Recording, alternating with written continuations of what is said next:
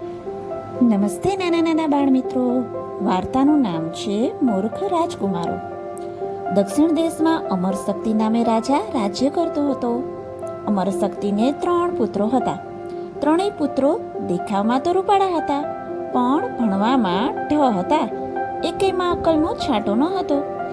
એથી રાજાની ચિંતાનો તો પાર જ ન હતો. એને થતું કે એના પછી આવડું મોટું રાજ્ય કોણ ચલાવશે. મંત્રીજીએ સલાહ આપતા કહ્યું, રાજકુમારોને પંડિત વિષ્ણુ શર્મા પાસેથી શિક્ષણ મળે ને તો તેઓ અવશ્ય બુદ્ધિમાન અને વ્યવહારદક્ષ બને.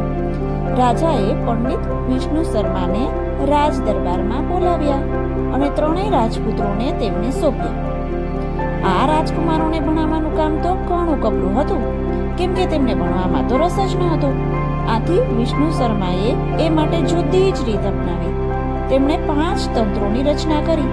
તેમાં બધા પશુ પક્ષીઓની અત્યંત રસદાયક અને બોધદાયક વાર્તાઓનો સમાવેશ કર્યો.